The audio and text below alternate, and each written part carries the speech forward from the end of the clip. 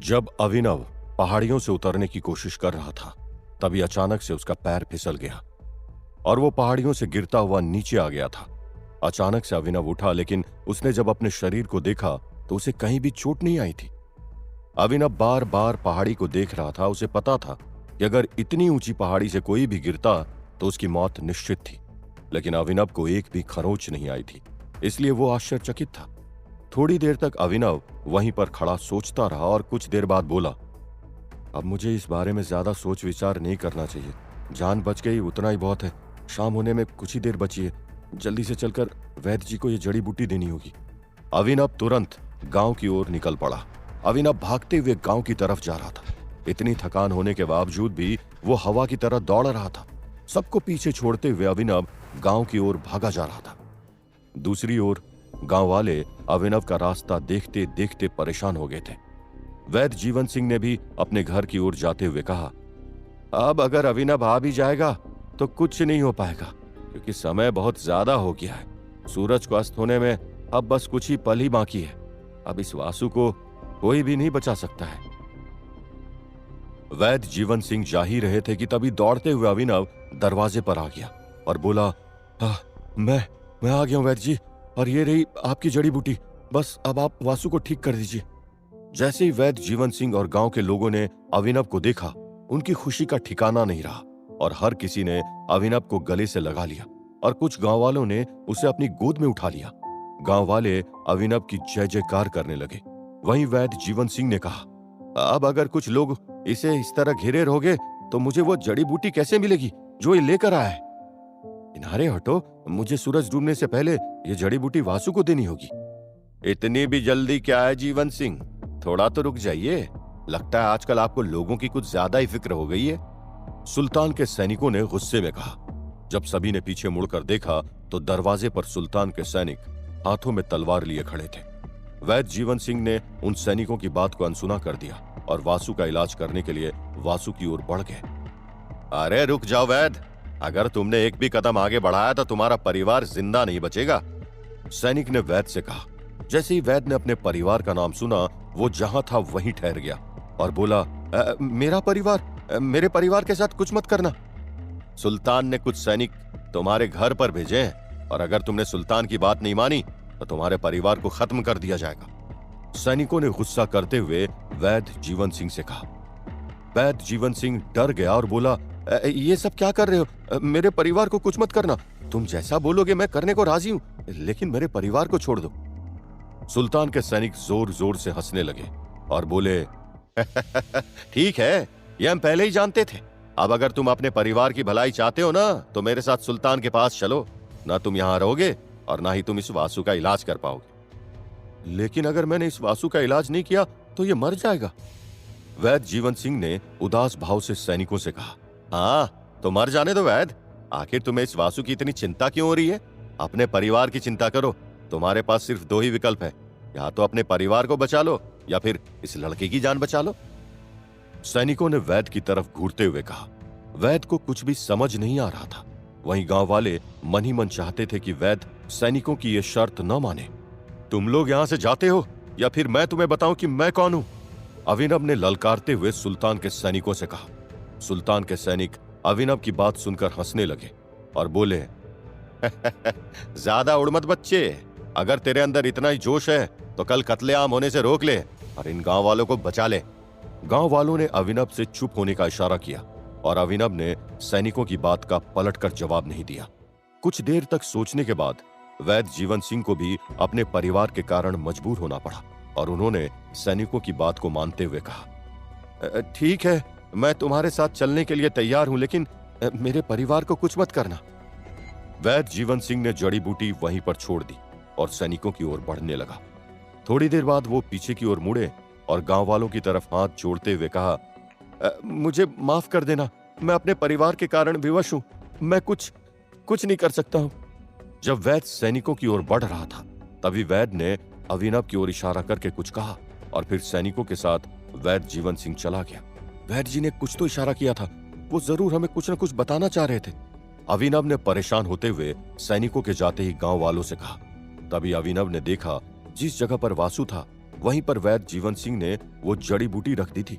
अभिनव वासु के पास गया और उस जड़ी बूटी को उठाकर बोला, अच्छा, तो वैद्य जी पहले ही जड़ी बूटी को पीसकर यहाँ रख गए हैं और इसे वासु को कैसे खिलाना है ये भी बताकर गए हैं। वैद्य जी ने वासु के पास ही कुछ ऐसा लिखा हुआ था जहां पर साफ इशारा था कि आखिर ये जड़ी बूटी वासु को कैसे देनी है।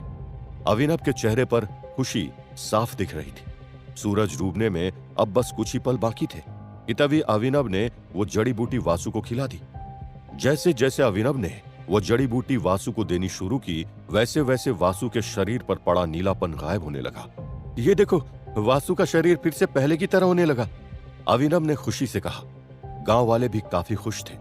कुछ देर तक जड़ी बूटी देने के बाद अचानक से वासु की आंखें खुल गई। उसने जब अपने आसपास सभी को देखा तो कुछ देर तक वो कुछ भी समझ नहीं पाया। अभिनव ने वासु को उठाकर बिठाया और जब वासु ने गांव वालों और उस जगह को गौर से देखा तब उसे समझ आया कि आखिर वो कहाँ है। दमयंती कहाँ है? क्या वो अब भी उसी सुल्तान के पास है? वासु ने होश में आते ही ये पहला सवाल पूछा। अभिनव ने वासु को अब तक की सारी कहानी सुनाई। जब वासु को पता चला कि अभिनव ने वासु को बचाने के लिए क्या कुछ किया था तो वासु की आंख से आंसू आने लगे और वासु ने कहा, तुमने मेरे लिए अपनी जान की बाजी दांव पर लगा दी अभिनव, लेकिन क्यों? तुमने भी तो मेरे लिए अपनी जान की बाजी दांव पर लगाई थी, फिर मैं इस मामले में कैसे पीछे रह जाता? अभिनव ने मुस्कुराते हुए वासु से कहा, लेकिन हमें दमयंती को बचाना होगा। वासु ने गंभीरता से अभिनव की तरफ देखकर कहा।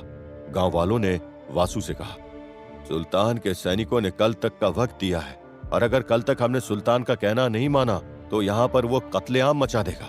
अब हमें समझ ही नहीं आ रहा है कि हम क्या करें। मैं तुम लोगों के साथ कुछ भी बुरा नहीं होने दूंगा।